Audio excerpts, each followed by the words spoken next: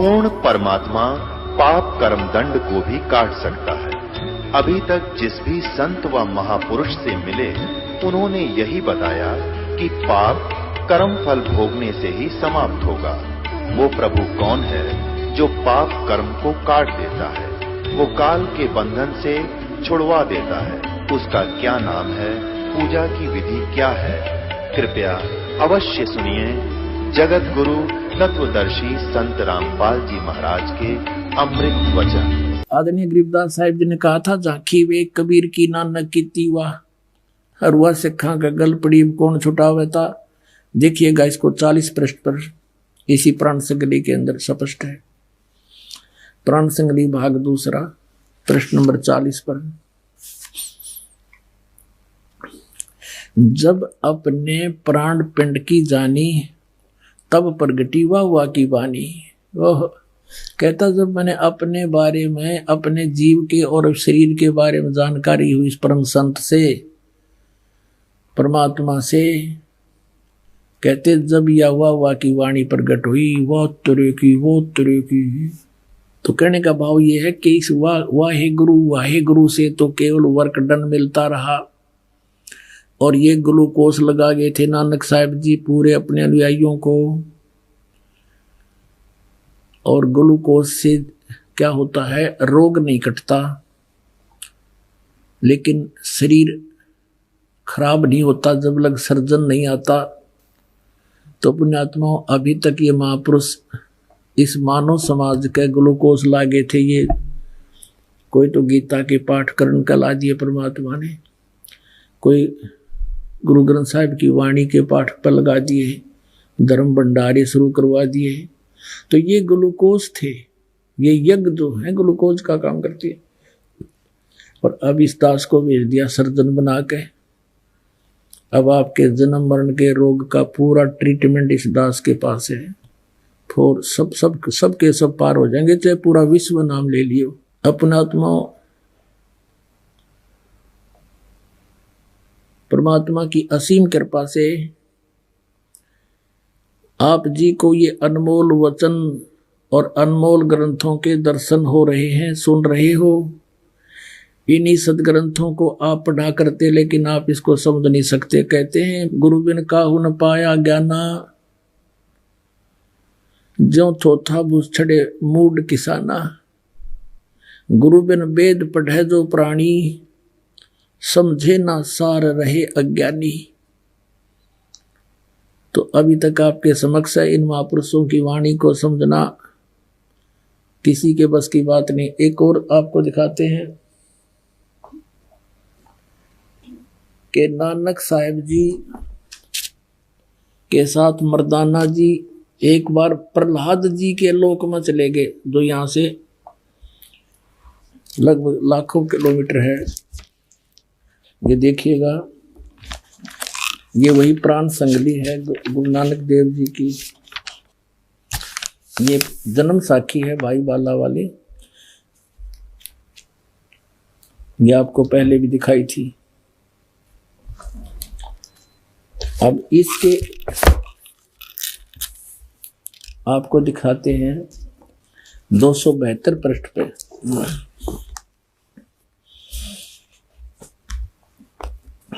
प्रहलाद भगत नाल गोष्ठी 272 पृष्ठ पे।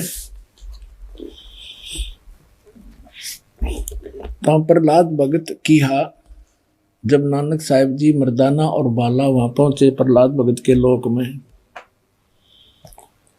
ता प्रहलाद भगत किहा, नानक तपाजी तैनू कलयुग विच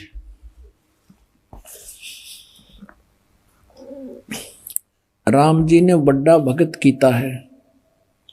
अतः आपके संजोग, आपकी संगति से बहुतियां का उपकार होएगा। तेरी श्री राम ने वड्डी नदर खोली है, तेरा वड्डा प्रताप होएगा।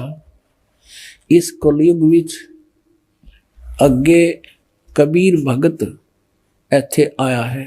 अब देखो, बिना ज्ञान के भगवान को तो भगत कह रहा प्रहलाद जी, कबीर भगत इथे आया है, यहाँ पर आया है, अते जा आपको कर्ता ने आंदा है, यहाँ भेजा है।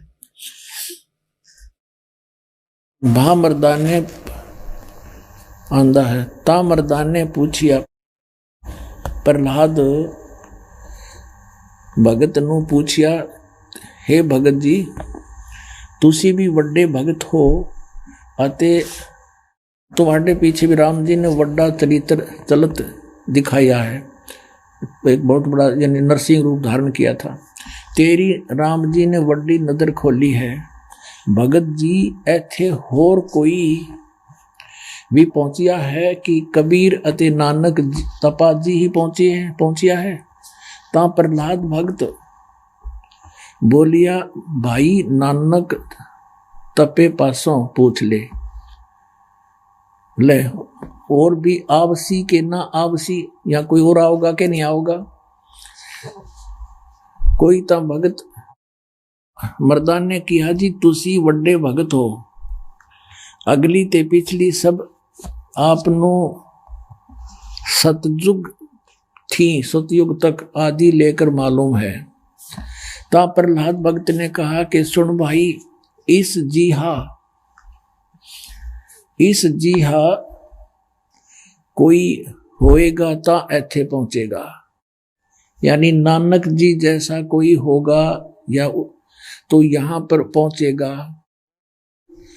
होरस दा ऐथे पहुंचण दा काम नहीं, होर आगे वड्डे वड्डे भगत होए हन अते होणगे, पर पहुंचिया कोई नहीं।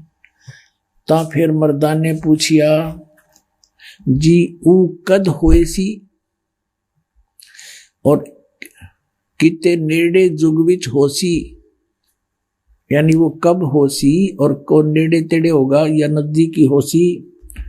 ता प्रहलाद भगत किया, सुन भाई कलयुग विच होएगा और जद नानक तपा सचखंड जावेगा ता उस तो पीछे ये लिखा 100 वर्ष वरे, यहां लिखना, यहां बोला था उसने सैकड़ों वर्ष के बाद, यहां इन्होंने वहां फिर 100 लिखना था, इसमें बस एक पर मात्रा होती 100 हो जाता, यहाँ पर 100 वर्ष, ये 100 वर्ष लिख दिया इन्होंने। उसी 100 वरे होसी अते एना तेहा ते बगैर होर कोई ना आवसी, यानी इन तीना के बिना यहां पर कोई नहीं आ सकता। ता मर्दान ने पूछिया, जी तीन केड़े हन। ता प्रहलाद भगत की, हा भाई आगे कबीर होया है ते हुण नानक तपा हुआ है अते फिर ऊ होसी। ता मर्दान ने पूछिया, जी कबीर दुलाहा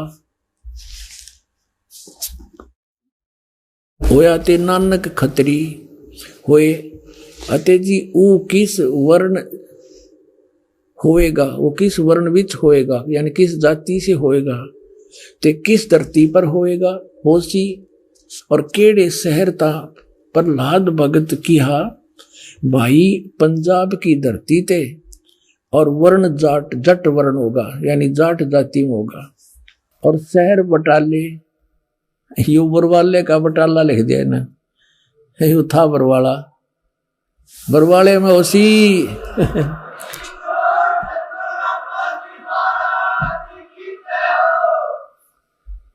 अब इसमें स्पष्ट कर दिया कि केवल 3 ही होंगे इस पृथ्वी पर इस राज को जानने वाले। एक तो भगवान स्वयं आए थे, कबीर परमेश्वर, अब उनको तो कोई समझ नहीं सका, वो तो परमात्मा थे ही। फिर नानक साहिब जी को उन्होंने ये ज्ञान दिया, उन्होंने तो प्रहलाद भक्त ने स्पष्ट कर दिया कि वो कौन कौन यहाँ आएंगे, और ये भी स्पष्ट कर दिया कि वो जाट जाति में होगा। इन बटाला लिख दिया, वो बरवाला में, उसका जो प्रचारक क्षेत्र बरवाला होगा, ये बरवाला आपके समक्ष है।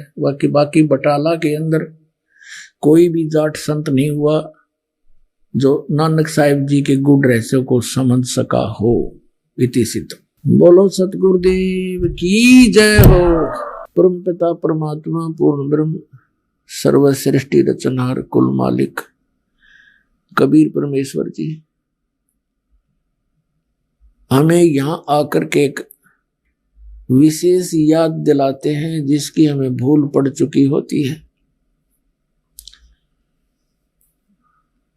हम संसार को देखा देखी उन्हीं क्रियाओं को अंतिम मान लेते हैं जो हमारे दादे परदादे करते आ रहे थे।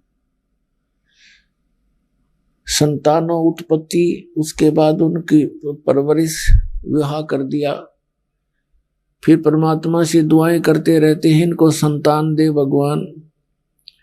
उनको संतान भी हो जाती है तो फिर बेशक हमारी मृत्यु कर दे भगवान। और सोचा करते कि हमारा काम पूरा हुआ, हमने अपना फर्ज अदा कर दिया।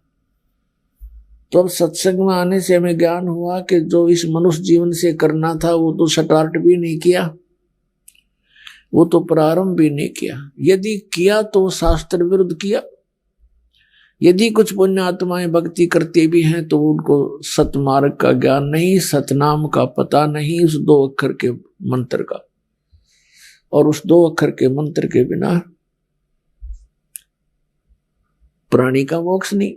सतनाम के बिना, इस 2 अक्षर के मंत्र और सार नाम के बगैर ये जीव कुछ भी भक्ति साधना करता रहे पर मोक्ष नहीं हो सकता। और मोक्ष के बिना फिर इसका यूज के क्या बताते हैं परमात्मा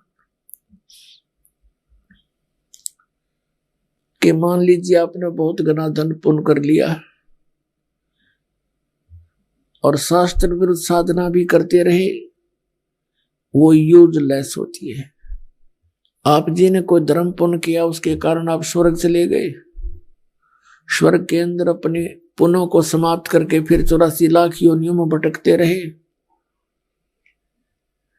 तो पुण्यात्मा जब तक इसको सत साधना नहीं मिलती, तत्वदर्शी संत नहीं मिलते, तत्वदर्शी संत के बगैर सत साधना प्राप्त नहीं होती। तो तत्वदर्शी संत की भूमिका करने के लिए स्वयं परमेश्वर आते हैं सतलोक से चलकर, अपने सचखंड से, उस तीसरे मुक्ति धाम से, और यहां आकर के एक महात्मा का रूप धारण करते हैं, जिंदा महात्मा का। कलयुग में जिंदा महात्मा का रूप बनाते हैं और सतयुग त्रेता द्वापर में ऋषि का रूप बना कर आते हैं, क्योंकि उस समय ऋषियों की महिमा होती है और इस समय में साधु संत किसी भी वेशभूषा में होते हैं, उन्हीं को आदरणीय माना जाता है। एक धर्मदास नाम के श्रद्धालु थे, बहुत बड़े धनी व्यक्ति थे। इतने धनी व्यक्ति थे, बताते हैं उनके पूर्वज इतने पैसे वाले थे कि वहां के राजा पर जब कोई प्राकृतिक आपदाएं आ जाती थी, जैसे फ्लड आ जाती या अकाल गिर जाता, तो धर्मदास जी के पूर्वजों से, उनके दादा से, पिताजी से वहां के राजा लोग वित्तीय सहायता प्राप्त किया करते थे।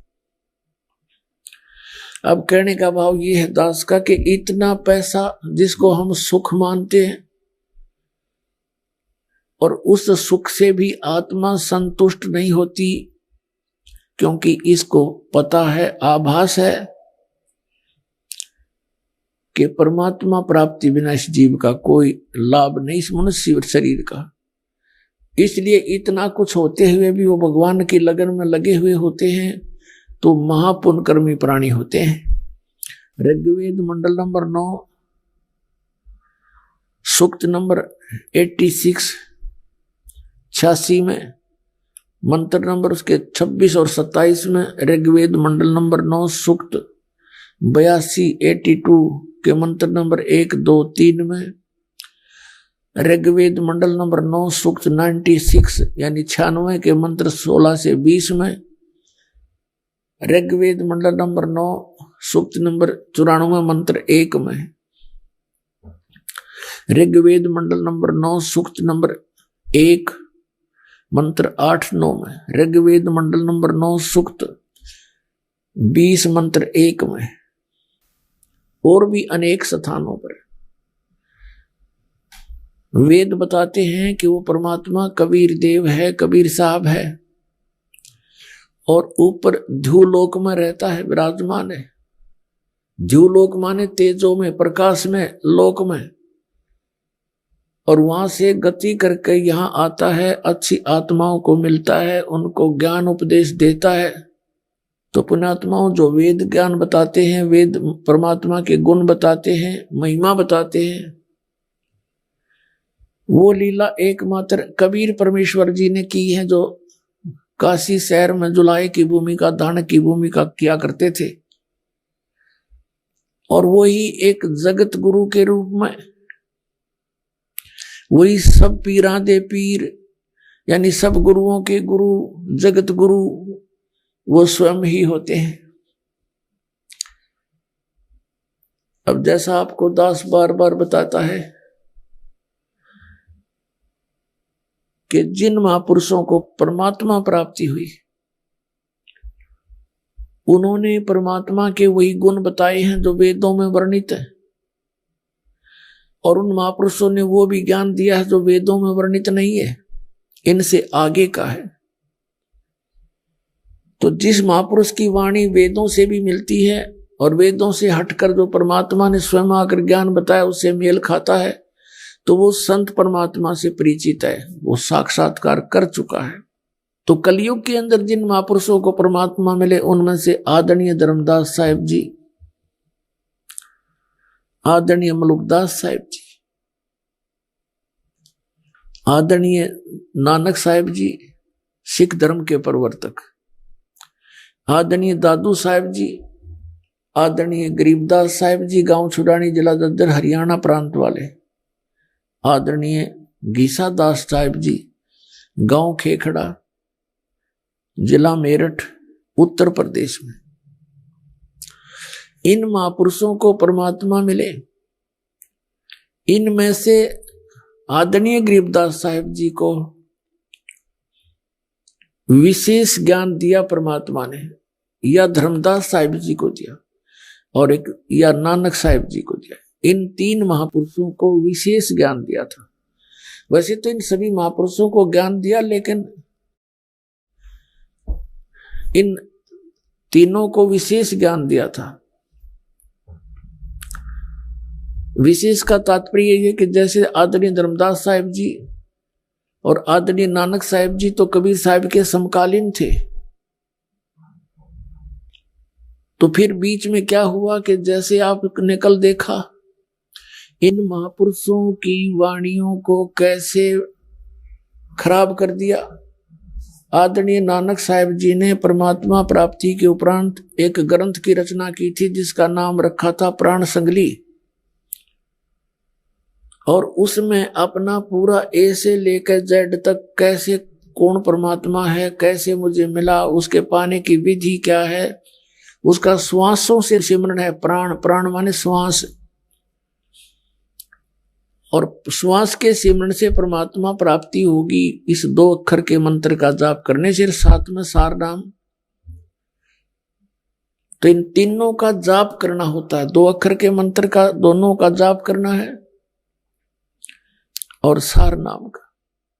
तो उन्होंने आदरणीय नानक साहिब जी ने प्राण संगली अर्थात श्वासों का भेद उसमें छुपा दिया था, लिख दिया था। क्योंकि काल से इस भक्ति को बचाए रखने के लिए परमात्मा के आदेश से इन महापुरुषों ने वही किया जो परमात्मा का आदेश था। परमेश्वर कबीर जी ने उस समय इनसे कह दिया था कि तुम इस सतनाम का जाप करो। 2 अक्षर का जो जाप है सतनाम का, इसमें एक ओम मंत्र है, एक गुप्त है, ये दास बताएगा। लेकिन इसको अभी डिस्क्लोज ना करना, सार्वजनिक मत करना, नहीं तो ये काल के द्वारा भेजे गए संत, ये पंथ, इनको ये नाम का पता लग जाएगा और ये अधिकारी है नहीं। अनअधिकारी से प्राप्त मंत्र से प्राणियों को लाभ किसी को होगा नहीं। और सभी ये सोचेंगे कि हमारे गुरुजी भी यही मंत्र देते हैं, हमारे गुरुजी भी यही मंत्र देते हैं, और फिर जब हम अपना दास भेजेंगे, ये दास जब भेजना था, फिर कोई भिन्नता नहीं होती, क्योंकि साधना में भिन्नता होनी चाहिए। ज्ञान में, ज्ञान तो कोई सुना सुनाया भी थोड़ा बहुत मिलता जुलता बोल सकता है, समाधान के ऊपर सारे सब कुछ आधार है। अब वो समाधान यदि पहले डिस्क्लोज हो जाता तो ये नकली पंथ जितने हैं, ये निरंकारी पंथ, राधा स्वामी पंथ और इसकी ब्रांचें, सच्चा सौदा सिरसा और जगमाल वाली गंगुआ में, राधा स्वामी ब्यास आगरा में, आगरा वाला ब्यास वाला जय गुरुदेव, ये भी उसी कुएं का पानी है। दनौद भिवानी हरियाणा के अंदर, ठाकुर जी, कृपाल जी, जितने भी ये सारे एक ही कुएं का जल है। इनको कक का पता नहीं, भक्ति मार्ग का 500 नाम काल के जाप करें। और एक थोड़ी सी चतुरता दिखाई है इन्होंने, सच्चा सौदा सिरसा वालों ने। इन्होंने, किसी ने टोकते रहे कि तुम तो काल के नाम जाप करते हो, ओंकार निरंकार ज्योति निरंजन, और सतनाम कोई नाम में नहीं होता। सतनाम तो उस सच्चे नाम की तरफ संकेत है। ये उसने सतनाम सतनाम करते हैं। तो इन्होंने अकाल मूर्त, शब्द स्वरूपी राम, सतपुरुष 3 नाम रख लिए, घर के बना रखे। अकाल मूर्त माने अविनाशी परमात्मा, जिस मूर्ति का साकार भगवान का नाश ना हो, अविनाशी। सतपुरुष, सत माने अविनाशी, पुरुष माने परमात्मा, अविनाशी पुरुष। शब्द का नाश कभी नहीं होता, शब्द स्वरूपी राम, अविनाशी परमात्मा। अब तीनों का अर्थ अविनाशी परमात्मा बनता है, चाहे सतपुरुष कह लो और चाहे काल मूर्त कहो, चाहे शब्द स्वरूपी राम कहो। जैसे जल कहो, नीर कहो, पानी कहो। जल पानी नीर कहना कौन सी अच्छी बात है? मूर्ख है कहे भाई जल चाहिए मुझे, जल पानी नीर चाहिए, जल पानी नीर, ये कोई बात हुई? तो ये ऐसे कहने, इन मंत्र से कोई लाभ नहीं होगा। ये तो उपमात्मक नाम है परम पिता के। अब उस जिसके ये नाम है, जिसकी ये उपमा है, उसको तो हमने पाना है। जैसे जल पानी नीर करता रहे, तो जल को तो हमने प्राप्त करना है। उसकी विधि है, बोकी लगाई जाती है और उस बोकी को मिट्टी उसके बाहर निकालते हैं और खोदती रहती है, पाइप सी होती है, गोल सा यंत्र, और पाइप नीचे जाती रहती है, मिट्टी निकलती रहती है। तो पानी तक पहुंचाने का काम उस बोकी और पाइप का है। उसके बाद मशीन लगती है हैंडपंप के ऊपर, जो फिर उसकी भी पूजा, उसको भी ऐसे हिलाया जाता है, प्रैक्टिस की जाती है, तब जल निकलता है। ऐसे ही ये 2 अक्षर का मंत्र जो सतनाम है, जिसमें एक ओम मंत्र है और एक आपको पता है जिन्हें उपदेश मिल गया है, तो ये श्वास उश्वास से मंत्र करना है। तो प्राण संगली के अंदर आदरणीय नानक साहब जी ने ये भेद छुपाया था, लिखा था, लेकिन वो भी कोड वर्डों में होता है, सीधा नहीं लिखते संत। अभी तक नहीं लिखना था सीधा और ना ही बताना था। अब जैसे प्राण संगली में कहीं ओम शब्द लिखा है तो कहीं जाकर सोहम लिखा है। एक जगह लिखा तो और भी कई जगह था, लेकिन उसको इन्होंने मिटा दिया। लेकिन इसमें सिमरन की विधि नहीं बता रखी हो बिल्कुल भी पूरे ग्रंथ में। इतना अवश्य बताया जाता है, जैसे कबीर परमात्मा कहते हैं, श्वास उश्वास में नाम जपो और व्यर्था श्वास ना खो, ना जाने श्वास को आवण हो कि ना हो। आदरणीय गरीबदास साहब जी कहते हैं कि इस 2 अक्षर के मंत्र के बारे में कहते हैं, सतनाम, इसको जपो श्वासा, श्वास के द्वारा इसका जाप करो। तो पुण्यात्माओं, जैसे 2 अक्षर का मंत्र है, ये सतनाम है। श्वास बाहर छोड़ते हैं, श्वास अंदर लेते हैं। एक श्वास में एक मंत्र छोड़ना है, दूसरे में दूसरा लेना है। और कई नाड़ी क्या करते हैं, सोहम मंत्र परमात्मा के सदग्रंथ से चुरा लिया। कबीर परमेश्वर कहते हैं, सोहम शब्द हम जग में लाए, सार शब्द हमने गुप्त छुपाए। ये सोहम शब्द आपके किसी भी लेख में नहीं पाओगा, वेद शास्त्र में नहीं है। आपके जो 52 अक्षर के लेख हैं उनमें ये मंत्र नहीं है। सोहम शब्द हम जग में लाए, सार शब्द हमने गुप्त छिपाए। सोहम शब्द तो प्रकट कर दिया, लेकिन सार शब्द कहता हुआ भी नहीं लागण दी परमात्मा ने सार नाम के। नहीं तो नकली नाश कर देते सारे भक्तों का, करोड़ों तो बर्बाद कर दिए, शेष का भी भट्ठा बैठा देते हैं ना। इनकी भक्ति, इनका हेड ऑफ द डिपार्टमेंट प्रेत बनकर धक्के खा रहा है। शिवदयाल जी अपनी बेटी अपनी ही शिष्या बुक्की में आकर के ओक्का पीवे और फिर वो चूरमे खा, रोटी खा, बैठ के हो गया पार, वो डुबो गया दुनिया ने। श्रद्धालुओं ने उसको परम धनी माना, 500 नाम काल के जप के हठ योग करके अपना जीवन नाश किया, करोड़ों को और विनाश कर डाला। अब ये सतनाम का जो 2 मंत्र का अक्षर है, अक्षर का 2 मंत्र का अक्षर का समझ लो, ये जाप है सतनाम। ये तो ऐसा समझो कि जैसे बोकी और पाइप का काम है, और उसके बाद फिर हैंड पंप। अगर मशीन नहीं बंधी ऊपर तो यूजलेस है वो, पाइप पानी तक पहुंच गई सारी बात होगी, लेकिन वो मशीन ना लगी तो भी यूजलेस है। तो सार नाम वो मशीन है और सतनाम ये 2 अक्षर का उस जल को पाने की बोकी का काम करेगा। उल्टी सुल्टी बोकी श्वास उस श्वास से लगेंगी। तो इन महापुरुषों ने ये भेद नहीं बताया कि कैसे सिमरण करना होता है श्वास का, इतना अवश्य हिंट दिया है कि ये प्राणों से, श्वासों से सिमरण होता है। और कुछ नाड़ी क्या करते हैं, परमात्मा के इस सूक्ष्म वेद से, कबीर वाणी से सोहम शब्द ले लिया, उसके 2 भाग कर लिए, कहते हैं 100 बाहर निकाला, हम अंदर ले ले। कमाल की बात है, एक मोटरसाइकिल के 2 भाग कर ले, बीच तक काट ले उसने। हरनों का यू पही आगे न चलेगा, यू पाछे न चलेगा। परमात्मा कहते हैं बेखों के लश्कर फिरे, ये बेखों के पंथों के लश्कर फिरे, यानी टोल के टोल बने फिरते हैं। ये बाणी चोर कठोर और सतगुरु धाम ना जावेंगे, ये 84 के ढोर। क्या बताते हैं कि ये ना जाने कितने पंथ बन गए, कितने संत बन गए, परमात्मा की वाणी चुरा करके बेखों के लश्कर फिरे, ये बाणी चोर कठोर और सतगुरु धाम ना जावेंगे, ये 84 के ढोर।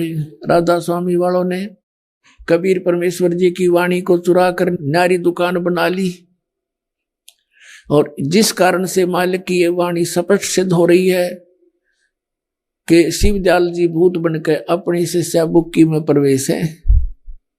तो पुण्यात्माओं, बुद्धिमान व्यक्ति को देर नहीं करनी चाहिए, मनुष्य जीवन बार बार नहीं मिलता। और इस दास के इस महापरोपकार के प्रयत्न को आलोचना मत गिनना, आपके लिए एक वरदान सिद्ध होगा। ये जब तक नकली और असली का आपके रूबरू नहीं कराया जाएगा, तब तक आपका भ्रम कैसे दूर होगा कि हमारे पास जो नोट है ये सचमुच नकली है या असली। अगर फिर भी आपका असली लगता है तो रखो, कोई दबाव नहीं किसी के ऊपर। तो सतनाम जो है ये आपको 2 अक्षर का दिया जाता है, फिर आदि नाम जिसे सार नाम कहते हैं वो ये दास आपको देगा और दे रहा है। अब ही देना था, इससे पहले इसकी भनक भी नहीं पड़न देनी थी किसी को। परमात्मा ने कहा धर्मदास मोरी लाख दुआई, ये सार नाम की दबार ना जाई। सार नाम बार जो पढ़ी बिचली पीढ़ी हमसे नहीं तरही। तो पुण्यात्मा इन महापुरुषों को सतनाम के लिए भी मना कर दिया था कि ये मूल ज्ञान की दबार ना जाई। तो जिस कारण से आदरणीय नानक साहिब जी ने इस सतनाम की भनक भी नहीं लागने दी किसी सिख को। एक बार मर्दाना ने कोशिश की थी इस सतनाम के जाप करने की, जो भाई बाले वाली जन्म साखी गुरु नानक देव जी की समुद्र की साखी में वर्णित है कि नानक साहिब जी से अर्ज की थी बाला और मर्दाना ने कि हे महाराज हमको लंका दिखा दो। तो समुद्र के किनारे जब पहुंच गए, आंखें बंद कर फिर खुलवाई और कहा कि अब मेरे पीछे पीछे समुद्र के ऊपर चलो, वाहिगुरु वाहिगुरु कहते रहना। आगे आगे नानक जी, श्री नानक देव जी, पीछे पीछे दोनों चेले बाला और मर्दाना चल रहे हैं। समुद्र के ऊपर जैसे पृथ्वी पर चला करते हैं, वो दोनों जने वाहिगुरु बोल रहे हैं, लेकिन नानक साहब जी इस 2 अक्षर के मंत्र का नाम उच्चारण करके जाप कर रहा है। अब मर्दाना ने देखा कि गुरुजी तो ओम सोम जपते जाते हैं, उसने भी यही 2 अक्षर का मंत्र शुरू कर दिया। तो समुद्र में डूबने लगा, गोते खाने लगा, मरने को हो गया। तब नानक साहब ने कहा कि भाई गुरु की करने की तरफ नहीं देखा करते, गुरु जी की आज्ञा का पालन कर, वही मंत्र जाप कर जो मैंने तुझे कहा है, वाहिगुरु। तो उसी समय वो वाहिगुरु वाहिगुरु करने लगा, तो फिर उसी तरह खड़ा हो गया और समुद्र पर चलने लगा। तो ये झटका देना जरूरी था और इस मंत्र को सार्वजनिक करना भी आवश्यक था कि ये पता चले कि मैं के मंत्र जाप करूं था, मैं किससे मोक्ष हुआ मेरा। और परमात्मा का आदेश था कि आगे इसको दान नहीं करना। नानक साहब जी ने किसी को नहीं दिया ये मंत्र, स्वयं जाप किया।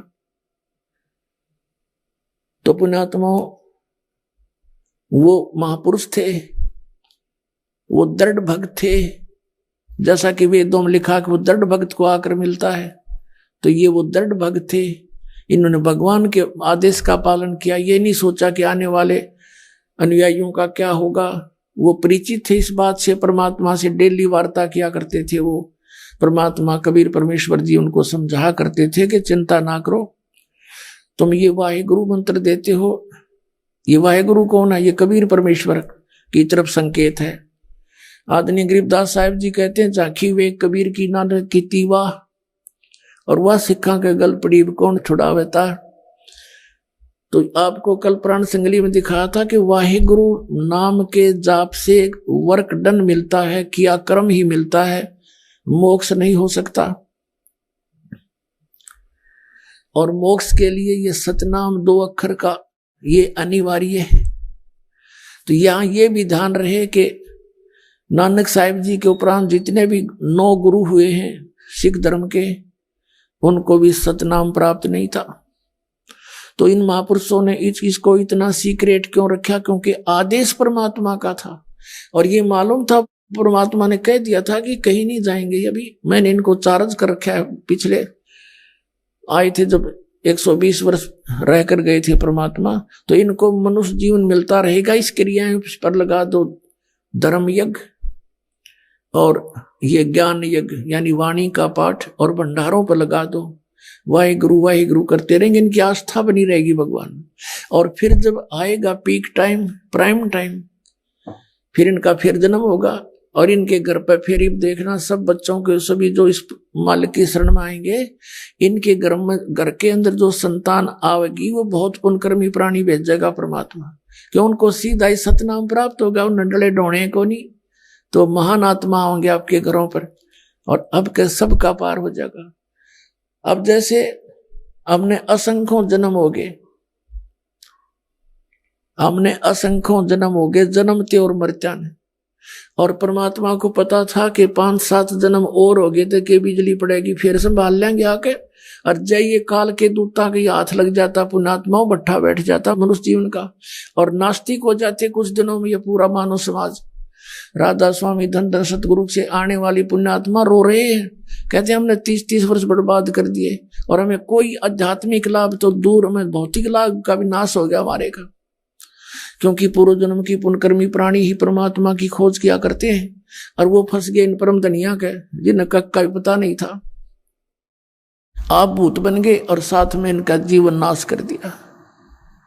तो पुण्यात्माओं, अभी भी कुछ नहीं बिगड़ा है। बुद्धिमान समाज को चाहिए कि तुरंत फैसला ले और तुरंत आकर यहाँ कल्याण करवा ले। कोई शौक नहीं दास को, और कोई ये महिमा की भूख नहीं कि घने शेष बना लूं, नहीं। दास तो एक कुत्ता है परमात्मा का भेजा हुआ, आपके लिए भौंक रहा है। आप धनी हो और धनी ही चिंता किया करता है, कुत्ते के भौंकने से जाग जाता है। जिसके पास पैसा है नहीं वो कुत्ता भौंके जाओ, उसने पता मेरे पास खक नहीं। तो जो पुण्यकर्मी प्राणी हैं वही भगवान की खोज में घूम रहे हैं, वो धनी है पिछले जन्म के इस पुण्य भक्ति के।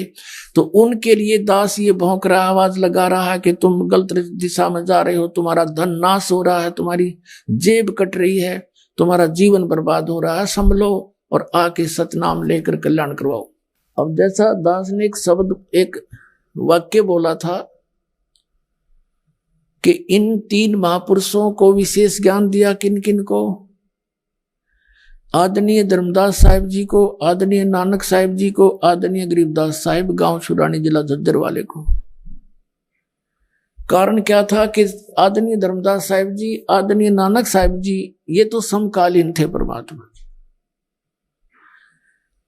और काल ने कहा था कि मैं, कबीर परमेश्वर को कहा था, तेरे ही पंथों में जो तेरे नाम से पंथ चलाऊंगा और उनमें अपने दूत भेज के तेरे सदग्रंथ सबका नाश करवा दूंगा, भक्ति शास्त्र विरुद्ध साधना करवाता रहूंगा, ताकि वो मेरे मुख में ही समाते रहेंगे।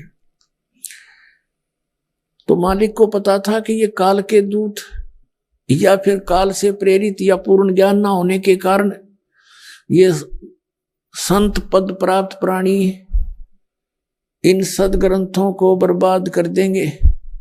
उसकी पूर्ति के लिए आदरणीय गरीबदास साहिब जी के द्वारा परमात्मा ने अपनी वाणी का प्राकट्य दोबारा करवाया।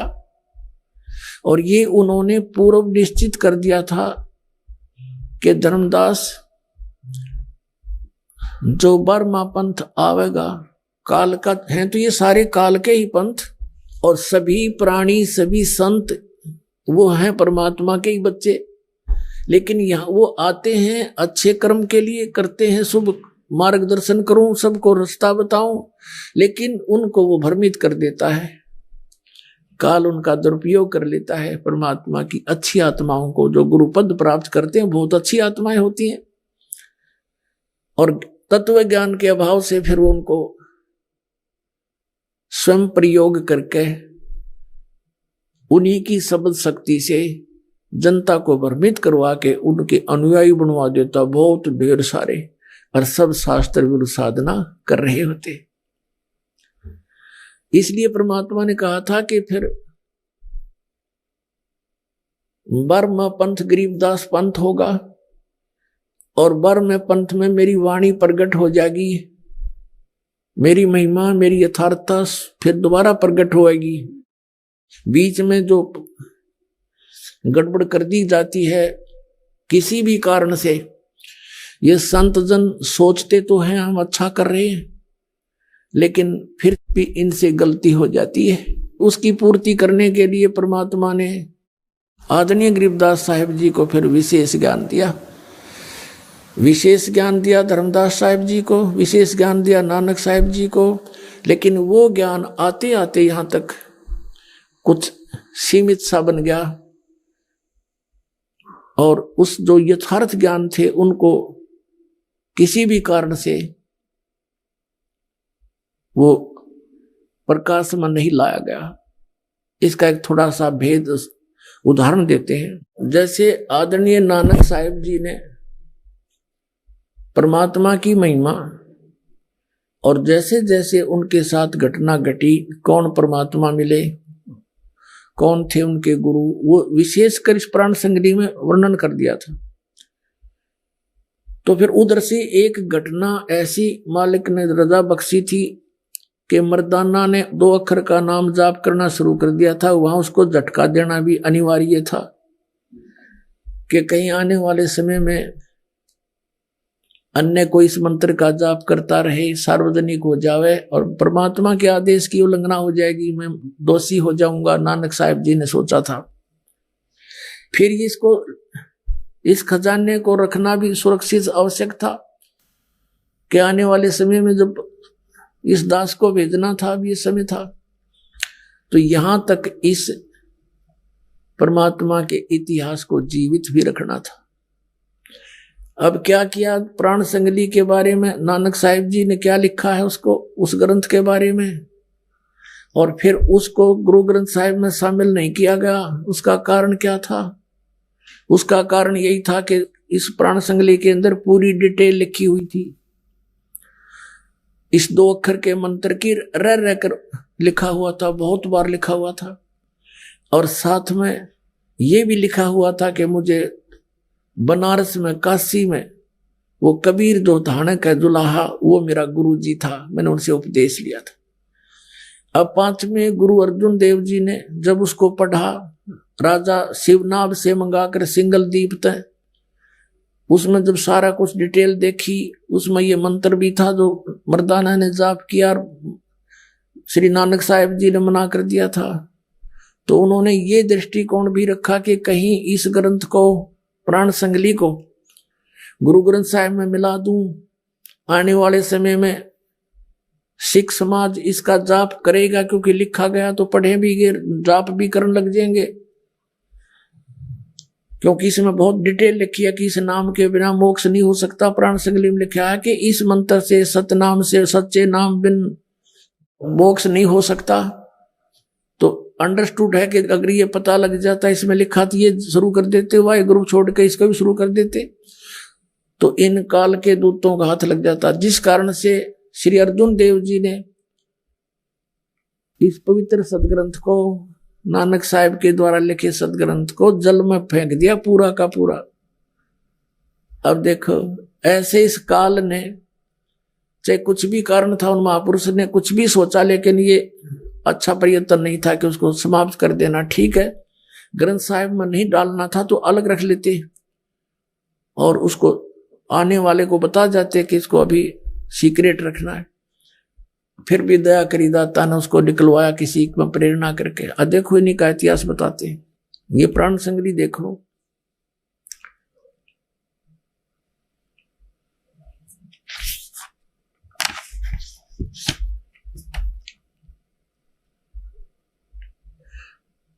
एक ओम सतगुरु प्रसादी। अब देखो यहां इसको समझने की बात है, ये एक का अर्थ वो गुप्त मंत्र है, ओम का, ये ओम स्पष्ट है, ये गुप्त रखा है। इनको इकट्ठा करने की, सार्वजनिक नहीं करना था। ये असली वो मंत्र हैं जो 2 अक्षर के दोनों मंत्र हैं, और ये सतगुरु से प्रसाद के रूप में मिले हैं, श्री नानक जी कहते हैं। प्राण संगली सटीपन प्रथम भाग, श्री गुरु नानक साहेब विरचित प्राणों का अपूर्व कवच, जो सूरत शब्द योग साधनमयी अमोघ तारों से रचा हुआ, काल कर्म माया कृत विघ्नों से गुरुमुखों का सुरक्षक का हितकारी, जिसका संत संपूर्ण सख जी ने इसको प्रेम प्रसाद रूप से अर्पण किया। इसके लिए जिसके मालिक वेलविडियर प्रेस इलाहाबाद ने अपने खर्चे से अपने यंत्रालय में प्रकाशित किया। ये यहां से छपा। अब इसमें क्या लिखा है, आवश्यक सूचना नामक शुरू में लेख है। गुरु नानक साहिब ने यह अपूर्व ग्रंथ प्राण संगली किस अवसर पर सिंगला द्वीप में वहां के परम भक्त राजा शिवनाभ जी को उपदेश करके बख्श दिया, शिवनाभ राजा को दे दिया, और फिर उनकी 5वीं गद्दी के अधिष्ठाता गुरु अर्जुन देव जी ने उसे कैसे सिंगल द्वीप से मंगवाया तथा किस कारण से उसे गुरु ग्रंथ साहिब के संग्रह से अलग रखा, इसका वर्णन गुरु नानक साहिब जी के जीवन चरित्र में दूसरी यात्रा के आखिरी हिस्से में और टिप्पणकार के निवेदन में लिखा है। गुरु नानक साहिब ने इस अनमोल ग्रंथ का नाम प्राण संगली लिखा। क्यों रखा, यह तो पक्के तौर पर वही कह सकता है जिसकी गति उन किसी हो, जो नानक साहिब जैसे पहुंचे हुए संत हो। यह सच्ची तो वही बता सके कि प्राण संगली नाम किस लिए रखा। तो भी कुछ लखावा उसका उनके इस वचन से होता है, जो निज मुख से उन्होंने राजा शिवनाभ से कहा, नानक साहब ने कहा था इस प्राण संगली रूपी ग्रंथ के विषय में, ई ग्रंथ मेरी देह है, मेरा स्थूल रूप है, प्राणों मेरियों का संग्रह का ये कवच है, जगत समुद्र का ई पुल है। संसार रूपी समुद्र से पार होने के लिए इसमें विशेष भेद दिया है मैंने। जगत समुद्र का ई पुल है, ई प्राण संगली मैं तैनू बख्शी है, ई अजर वस्तु है, सो तैं ही जरी है, यानी इसके लिए तू ही विश्वास पात्र है मेरा, और तूने इस पर विश्वास किया है।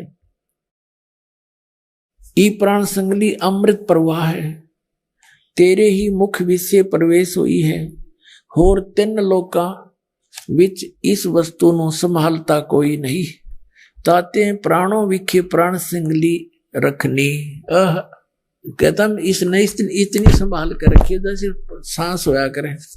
अब क्या कहा है नानक साहिब जी ने, देखो पुण्यात्माओं, ये शब्द पढ़कर दास की आंखों से आंसू बहने लगे। जिस दिन पहली बार पढ़ा, अभी हफ्ता पहले पढ़ा इसको, कि कितनी प्यार से कहा है कि ये मैंने जो एक परमार्थ लेख लिखा है, अपना अनुभव लिखा है परमात्मा से प्राप्त ज्ञान के आधार से, और ये प्राण संगली ग्रंथ मेरा शरीर है, मेरी देह है।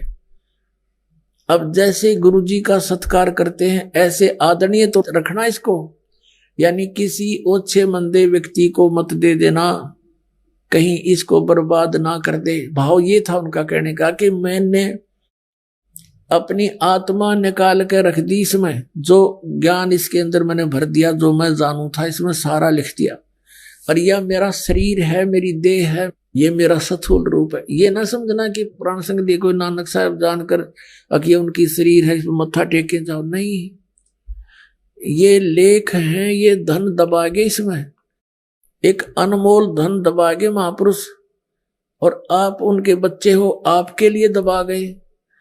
अब जैसे एक सेठ की मृत्यु होगी, उसने डायरी में लिख रखा था कि चांदनी 14 रात के 12 बजे मंदिर के गुम्बद में इतने पैसे करोड़ों रुपये का धन दबा रखा है। अब उस पिता की मृत्यु होगी, सेठ की, बच्चों ने वह डायरी पढ़ी और कहने लगे भाई मंदिर के गुम्बद में पिताजी ने बहुत धन दबा रखा है। उनके अंतिम संस्कार के बाद उन्होंने तुरंत मंदिर का गुम्बद फोड़ डाला, लेकिन वहां कुछ नहीं पाया। बड़े चिंतित हुए कि पिताजी के लिखने में चूक रह गई, हमारा धन बर्बाद हो गया, हम कंगाल हो गए, लुट गए, पिट गए, बुरा हाल हो रहा।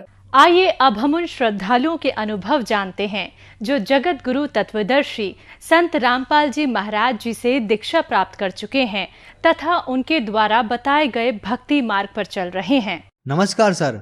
नमस्कार जी। सर क्या नाम है आपका? मेरा नाम जी राजकुमार है जी। सर कहाँ से आए हैं? मैं जी वैसे तो मेरा पिछा हैगा हिमाचल का हैगा जी, और मैं पंजाब 'ਚ ही पढ़िया लिखिया, पंजाब 'ਚ ही पढ़िया होया है जी, पंजाब 'ਚ ही ये काम करदा होया जी। तो गुरु जी की दीक्षा ਲਈ है मैं 2013 ਦੇ ਵਿੱਚ, और मैं गुरु जी का सत्संग काफ़ी टाइम तो सुनता आ रहा सी, पर मेरे ज्ञान समझते नहीं आ रहा सी जी।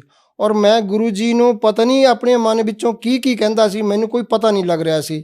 और मैं भी ਇਹ ਗੱਲ ਸੋਚਦਾ ਸੀ ਵੀ ਇਹ ਸੰਤ ਮਹਾਰਾਜ ਜੀ ਜਿਹੜੇ ਨੇ ਗਿਆਨ ਜਿਹੜੇ ਕਿਤਾਬਾਂ 'ਚ ਕੱਢ ਦੇਈ ਜਾਂਦੀ ਹੈ, ਪਰ ਮੇਰੀ ਸਮਝ ਤੇ ਨਹੀਂ ਆ ਰਿਹਾ। ਉੱਦਾਂ ਮੈਂ ਦੇਖਦਾ ਹੁੰਦਾ ਸੀ, ਤੇ ਉਸ ਟਾਈਮ ਦੇ ਵਿੱਚ ਮੈਨੂੰ ਇਹ ਨਹੀਂ ਪਤਾ ਹੁੰਦਾ ਸੀ ਵੀ ਗਿਆਨ ਦੀ ਵਿਧੀ ਕੀ ਹੈ, परमात्मा ने किस तरह पाया जाता है। तो मैं बाकी दे भगतां का भी ज्ञान सुनता हुंदा सी, क्योंकि मेरा काम ही टीवी रिपेयरिंग का हैगा। मैं टीवी के सामने सारिਆਂ ਨੂੰ ला के भी सुणाउंदा हुंदा सी दुकान ਦੇ ਉੱਤੇ बाहर। ਤੇ पर मगर जब गुरु जी का आस्था चैनल ਦੇ ਵਿੱਚ ਮੈਨੂੰ याद है भी 2008-9 ਦੇ ਵਿੱਚ मैं ਇਹ सत्संग सुनता हुंदा सी, तो मैनू ਇੰਨੇ चंगे नहीं से लगते हुंदे सी भगत जी। सर संत रामपाल जी महाराज से नाम दीक्षा लेने से पहले क्या आप कोई भक्ति साधना करते थे? देखो जी, जो साडे बुजुर्ग करते सी, देवी दे जाने, बाबा बालकनाथ दे जाना गा जी, और मंदिर से जाके मत्था टेक लेंदे सी, पीर के दे पीरां दी दरगाह ते जाके मत्था टेक लेना। ये साडी पिछोकड़ जिहड़ी मतलब धार्मिक जिहड़ी साडी हैगी सी, रीति रिवाजां अनुसार पूजा असीं करदे सी जी। तो सर जो भक्ति साधना आप पहले करते थे उनसे आपको क्या क्या लाभ हुए? देखो ਇਹ ਤਾਂ ਸਾਨੂੰ ਵੀ ਨਹੀਂ ਪਤਾ ਲੱਗਿਆ ਜੀ ਅਸੀਂ ਵੀ ਤਾਂ ਲੱਗੇ ਰਹੇ ਜੀ, ਲਕੀਰ ਦੇ ਫਕੀਰ ਬਣੇ ਰਹੇ ਜੀ। ਅਸੀਂ ਵੀ, ਸਾਨੂੰ ਨਾ ਤਾਂ ਸਾਡੇ ਕਿਸੇ ਮਾਤਾ ਪਿਤਾ ਨੇ ਦੱਸਿਆ ਵੀ ਇਹ ਭਗਤੀ ਸਹੀ ਹੈ ਜਾਂ ਗਲਤ ਹੈ। ਜਿਸ ਤਰ੍ਹਾਂ ਸਾਡੇ ਮਾਤਾ ਪਿਤਾ ਕਰਦੇ ਰਹੇ ਉਸੇ ਤਰ੍ਹਾਂ ਅਸੀਂ ਕਰਦੇ ਰਹੇ ਜੀ। ਤੇ ਜਦ ਸਾਨੂੰ ਹੁਣ ਵਿਧੀ ਪਤਾ ਲੱਗੀ ਹੈ ਤੇ ਹੁਣ ਫਿਰ ਮਾਲਕ ਦੇ ਗਿਆਨ ਨਾਲ ਜੁੜੇ ਹਾਂ ਜੀ ਅਸੀਂ, ਤੇ ਹੁਣ विधि ਦੇ ਅਨੁਸਾਰ ਹੀ ਭਗਤੀ ਕਰ ਰਹੇ ਹਾਂ ਜੀ। तो सर संत रामपाल जी महाराज की शरण में आप कैसे आए? ਸੰਤ ਰਾਮਪਾਲ ਜੀ ਮਹਾਰਾਜ ਇਸ ਤਰ੍ਹਾਂ ਆਏ ਆ ਜੀ। ਮੇਰੀ 2012 ਦੇ ਵਿੱਚ ਦੁਕਾਨ ਜੱਸੀਆਂ ਰੋਡ ਤੋਂ ਚੱਕੀ ਗਈ ਸੀ, ਤੇ ਮੈਂ ਆ ਕੇ 2012 ਦੇ ਵਿੱਚ ਘਰੇ ਆ ਕੇ ਦੁਕਾਨ ਆਪਣੇ ਬਣਾਈ ਸੀ। ਬਣਾਉਣ ਤੋਂ ਬਾਅਦ ਭਗਤ ਜੀ ਮੇਰੀ ਦੁਕਾਨ ਦੇ ਆ ਕੇ ਕੋਈ ਕੰਮ ਕੁਮ ਨਹੀਂ ਹੁੰਦਾ ਸੀ। ਮੈਂ ਆਪਣੇ ਟੀਵੀ ਲਾ ਕੇ ਆਪੇ ਗੁਰੂ ਜੀ ਦਾ ਗਿਆਨ ਸੁਣਦਾ ਰਹਿੰਦਾ ਸੀ।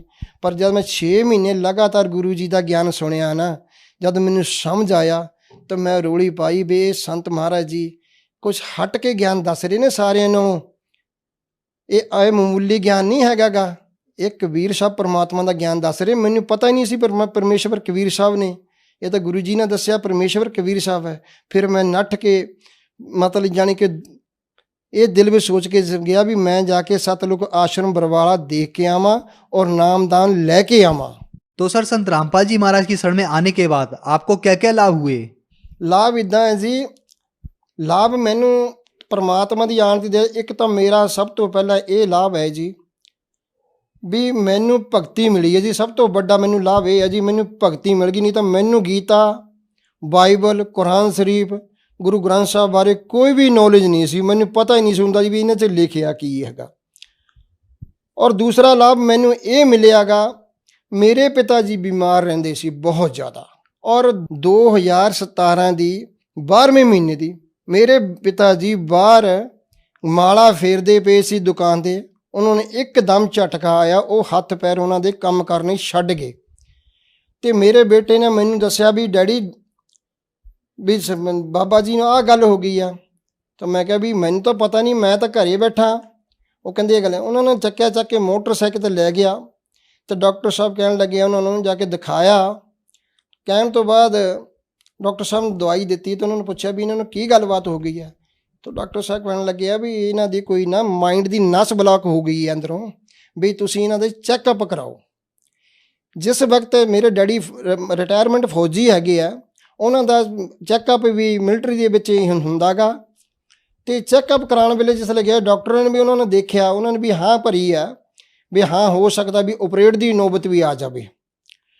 ਔਰ ਉਹਨਾਂ ਨੇ ਕਿਹਾ ਵੀ ਥੋੜ੍ਹੇ ਦਿਨ ਤੁਸੀਂ ਦਵਾਈ ਖਾਓ, ਦੇਖੋ ਵੀ ਇਹ ਨਸ ਖੁੱਲ੍ਹਦੀ ਜਾਂ ਨਹੀਂ ਖੁੱਲ੍ਹਦੀ ਹੈ। ਅਤੇ ਇੱਧਰ ਅਸੀਂ ਬੰਦੀ ਛੋੜ ਸਤਿਗੁਰੂ ਰਾਮਪਾਲ ਜੀ ਮਹਾਰਾਜ ਜੀ ਅੱਗੇ ਵੀ ਪ੍ਰਾਰਥਨਾ ਲਾਈ ਸੀ ਵੀ ਇਹ ਮਾਲਿਕ ਵੀ ਦਾਸ ਨੂੰ ਇਹ ਗੱਲਬਾਤ ਹੋ ਗਈ ਹੈ। ਤਾਂ ਪਰਮਾਤਮਾ ਨੇ ਸਾਨੂੰ ਚੌਥੇ ਦਿਨ ਹੀ ਇਹ ਰਿਜ਼ਲਟ ਦੇ ਦਿੱਤਾ। ਤਾਂ ਡਾਕਟਰ ਸਾਹਿਬ ਕਹਿੰਦੇ ਵੀ ਕੌਣ ਕਹਿ ਰਿਹਾ ਗਾ ਵੀ ਆਪਰੇਟ ਹੋਣੇ ਵਾਲਾ ਗਾ? ਕੋਈ ਵੀ ਨਹੀਂ ਕਿਹਾ। ਅਸੀਂ ਕਿਹਾ ਜੀ ਤੁਹਾਡੀ ਤਾਂ ਰਿਪੋਰਟ ਕੀਤੀ ਹੋਈ ਹੈ। ਕਹਿੰਦੇ ਨਹੀਂ ਕੋਈ ਨਹੀਂ ਹੋਣੇ ਵਾਲਾ ਆਪਰੇਟ, ਤੁਸੀਂ ਦਵਾਈ ਲਓ, ਤੁਸੀਂ ਠੀਕ ਹੈ। ਕਹਿੰਦੇ ਕੋਈ ਆਪਰੇਟ ਦੀ ਨੌਬਤ ਨਹੀਂ ਹੈ। ਹੁਣ ਥੋੜ੍ਹੇ ਅੱਜ ਕੱਲ੍ਹ ਦੀ ਹੀ ਨੌਬਤ ਹੈ। ਮੇਰੀ ਬੇਟੀ ਕੱਲ੍ਹ ਸਵੇਰੇ ਮਤਲਬ ਸ਼ਾਮੀ 6 ਵਜੇ ਮੈਂ ਦੁਕਾਨ 'ਤੇ ਬਿਲਕੁਲ ਸਹੀ ਕੰਮ ਛੱਡ ਕੇ ਗਿਆ, ਉਹਦੀ ਮੰਮੀ ਵੀ ਨਾਲ ਦੁਕਾਨ 'ਤੇ ਬੈਠੀ ਸੀ। ਅਤੇ ਸ਼ਾਮ ਨੂੰ ਜਦੋਂ 6:30 ਵਜੇ ਹੋਏ ਨੇ, ਇੱਕਦਮ ਹੀ ਅਚਾਨਕ ਹੀ ਉਹਦੇ ਹੱਥ ਪੈਰ ਮੁੜ ਗਏ ਨੇ, ਕੋਈ ਪਤਾ ਨਹੀਂ ਲੱਗਿਆ ਕੀ ਗੱਲ। ਉਹ ਵੀ ਮੇਰੇ ਬੇਟੇ ਨੇ ਮੈਨੂੰ ਬਾਹਰ ਬੈਠੇ ਹੋਏ ਦੁਕਾਨ ਦੱਸਿਆ ਵੀ ਡੈਡੀ ਘਰੇ ਕੁਛ ਹੋਇਆ। ਮੈਂ ਕਿਹਾ ਜੀ ਮੈਨੂੰ ਤਾਂ ਪਤਾ ਨਹੀਂ ਹੈ। ਜਦ ਮੈਂ ਘਰੇ ਆ ਕੇ ਦੇਖਿਆ ਤਾਂ ਮੇਰੀ ਬੇਟੀ ਮੰਜੇ 'ਤੇ ਲੰਮੀ ਪਈ ਹੈ, ਇੱਕ ਮੁਰਦਾ ਟਾਈਪ 'ਤੇ, ਇੰਨੀ ਉੱਚੀ ਖਿੱਚ ਕੇ ਸਾਹ ਲਵੇ ਵੀ ਮੈਨੂੰ ਖੁਦ ਨੂੰ ਯਕੀਨ ਨਹੀਂ ਹੋ ਰਿਹਾ ਵੀ ਮੇਰੀ ਬੇਟੀ ਨੂੰ ਕੀ ਗੱਲਬਾਤ ਹੋ ਗਈ ਹੈ। ਮੈਂ ਤਾਂ ਆਪ ਹੈਰਾਨ ਪਰੇਸ਼ਾਨ ਵੀ ਮੇਰੀ ਬੱਚੀ ਇੱਕਦਮ ਸਹੀ ਸਲਾਮਤ, ਕੋਈ ਦੁੱਖ ਤਕਲੀਫ ਨਹੀਂ ਇਹਨੂੰ, ਵੀ ਇੱਕਦਮ ਕੀ ਗੱਲ ਹੋ ਗਈ ਹੈ। ਮੈਨੂੰ ਕੋਈ ਸੁੱਝਿਆ ਨਹੀਂ। ਪਰ ਮੈਂ ਮਾਲਿਕ ਅੱਗੇ ਪ੍ਰਾਰਥਨਾ ਕੀਤੀ, ਇਹ ਬੰਦੀ ਛੋੜ ਵੀ ਸਾਡਾ ਹੁਣ ਇਸ ਜੱਗ ਵਿੱਚ ਕੋਈ ਵੀ ਹੈ ਨਹੀਂ ਤੇਤੋਂ ਸਿਵਾਏ, ਮੇਰਾ ਇਸ ਜੱਗ ਵਿੱਚ ਕੋਈ ਵੀ ਹੈ ਨਹੀਂ, ਨਾ ਰਿਸ਼ਤੇਦਾਰ, ਨਾ ਭੈਣ, ਨਾ ਭਰਾ।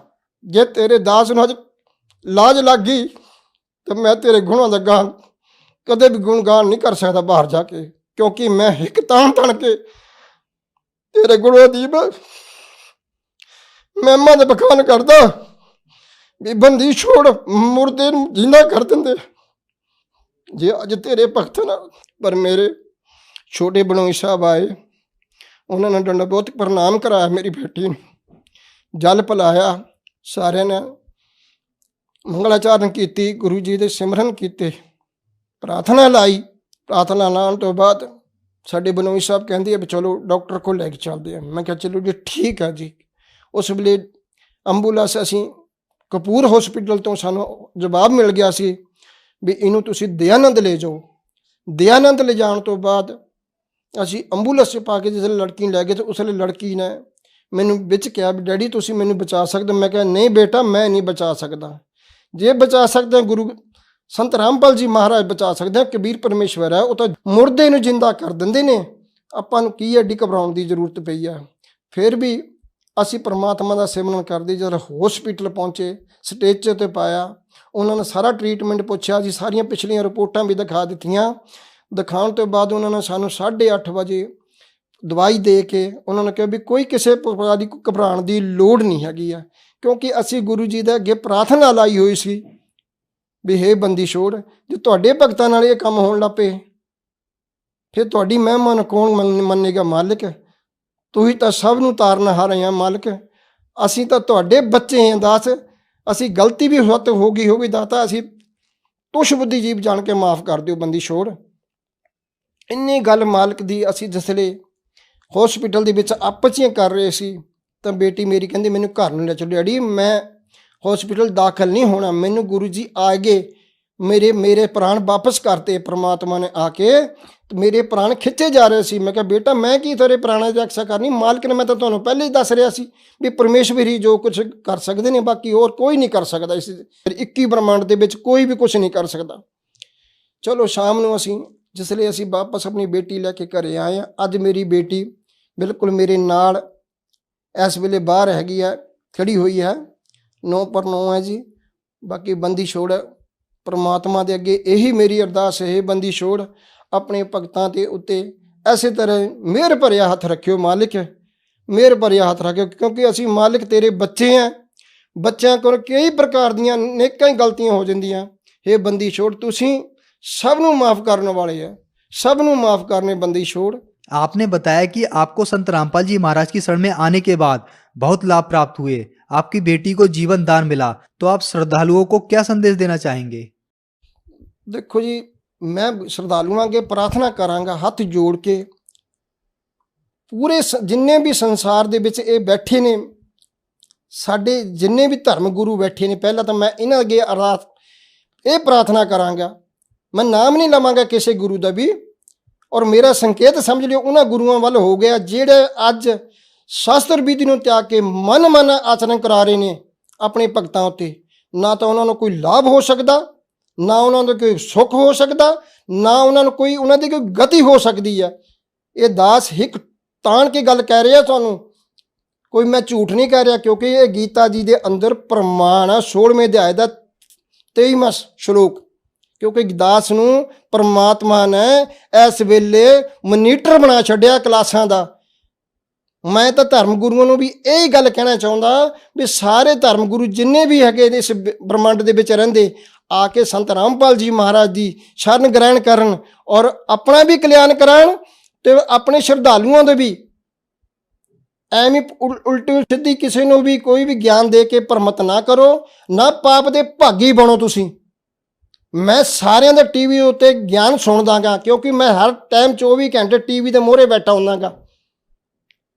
मैं कईयां दा सुनदा बाबियां दा ज्ञान, इस करके मेरी सारे जिन्ने भी मेरे भैन भरा वीर ने ना, सारे ने मेरी हाथ जोड़ के प्रार्थना है जल्दी जी जल्दी गुरुदेव सतगुरु संत रामपाल जी महाराज जी शरण विच आके नाम उपदेश लेवो ते अपने जीवन नूं सुखी बनाओ। धन्यवाद सर। ससाई।